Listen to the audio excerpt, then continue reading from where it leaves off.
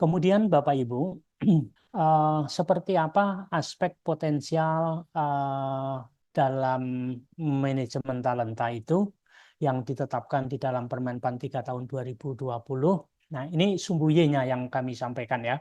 Tadi Ibu Kaban menyampaikan sumbu Y dalam Nine Block Talent Mapping itu terdiri dari kompetensi. Kompetensi ini ada kompetensi manajerial, sosial, kultural, dan kompetensi teknis. Nah, untuk kali ini kita akan melakukan tes kompetensi manajerial dan sosial kultural. Ini bobotnya cukup tinggi karena 20% ya. Nanti Bapak Ibu bisa cek di keputusan Kepala BKN nomor 411 tentang percepatan dan penerapan manajemen talenta. Kemudian tes potensi. Tes potensi ini bobotnya tinggi. Ini menjadi 25% ya. Dan ini ada 8 aspek tadi yang sudah kami jelaskan. Kemudian ada rekam jejak, ini juga akan mempengaruhi Bapak Ibu di dalam Nine Block Talent Mapping. Dan juga ada pertimbangan lainnya. Nah, untuk pertimbangan lainnya, salah satunya adalah preferensi karir yang akan kita teskan tadi. Ya. Nah, di dalam preferensi karir, tes preferensi karir, ini yang kita kembangkan itu nanti akan mengerucut ke 3 jalur karir aparatur sipil negara atau kita sebut sebagai Tripata Karir Aparatur Sipil Negara. Nah, ini perlu kami sampaikan kepada Bapak Ibu bahwa alat ukur yang kami kembangkan di tahun 2025 ini merujuk kepada teori yang disebut teori Riasek ya, Riasek dari Holland.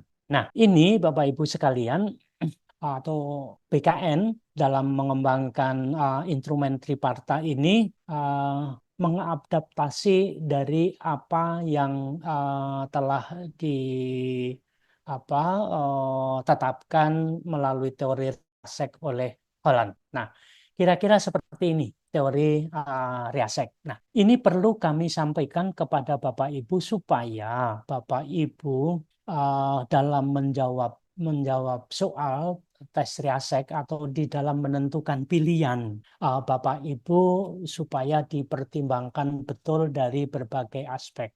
Nah, menurut Riasek, Riasek ini sebenarnya singkatan ya, realistik, investigatif, kemudian artistik, sosial, enterprising, dan konvensional. Nah, menurut teori Riasek ini, oleh Holland itu, setiap individu atau pegawai itu memiliki 6 aspek ini atau 6 ciri-ciri ini. Nah, kalau orang yang memiliki kriteria Riasek itu adalah mereka yang suka bekerja menggunakan tangan atau membuat atau memperbaiki atau merakit atau juga membangun sesuatu, juga menggunakan dan mengoperasikan peralatan atau alat atau mesin, suka bekerja di ruang-ruangan. Ini ciri-ciri seseorang yang pekerjaannya realistik. Nah, contoh pekerjaannya adalah teknisi atau petugas pemadam kebakaran, atau teknisi laboratorium, atau petugas survei lahan, dan lain sebagainya. Masih banyak lagi ya.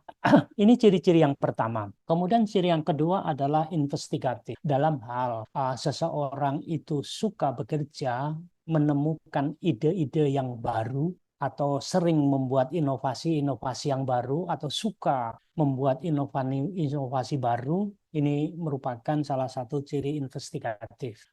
Mereka juga memiliki ciri suka mengamati, menyelidiki, atau membuat suatu analisis, atau dia suka bereksperimen, atau mereka itu suka mengajukan pertanyaan dan menyelesaikan suatu permasalahan, termasuk permasalahan-permasalahan yang kompleks. Nah, itu ciri yang kedua. Nah, kalau memiliki ciri yang seperti ini, menurut teori Riasek, contoh pekerjaan yang cocok dengan karakteristik ini adalah peneliti atau analis atau dokter atau petugas medis atau auditor atau perancang kebijakan maupun penyidik.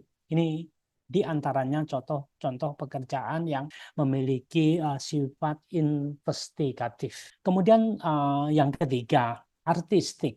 dalam hal seseorang memiliki sifat yang artistik atau suka bekerja menggunakan kata-kata seni atau musik atau drama untuk berkomunikasi atau melakukan sesuatu hal atau mengekspresikan diri dengan membuat atau merancang sesuatu, maka pekerjaan-pekerjaan yang cocok menurut teori ini adalah mereka-mereka yang bekerja pada pekerjaan sebagai misalnya Pranata Humas, sebagai arsiparis, sebagai penulis naskah pidato, atau sebagai arsitek, atau sebagai perencana tata ruang. Ini untuk yang artistik. Kemudian dalam hal mereka itu memiliki ciri berjiwa sosial atau ciri yang keempat, ini tanda-tandanya adalah mereka yang suka mengajar atau melatih dan memberikan informasi atau sebagai pemandu pihak lain atau orang lain. Dia juga suka mengobati atau menyembuhkan, atau dia itu suka melayani atau peduli dengan kesejahteraan orang lain. Atau dengan kata lain, menurut Riasek, orang yang memiliki jiwa sosial ini kira-kira adalah mereka yang memiliki jiwa sosial yang tinggi, kira-kira gitu. Nah, untuk mereka-mereka yang memiliki karakteristik seperti ini, contoh pekerjaan yang paling tepat, salah satu di antaranya atau beberapa di antaranya adalah pekerjaan sebagai guru atau dosen atau pekerja sosial atau penyuluh, ya, baik itu penyuluh kehutanan, penyuluh pertanian, penyuluh BKKBN, penyuluh agama dan lain sebagainya, atau mungkin dia juga sebagai perawat atau sebagai konselor. Ini untuk yang memiliki jiwa sosial. Kemudian berikutnya yang enterprising. Ini memiliki ciri-ciri mereka itu suka bertemu dengan orang lain.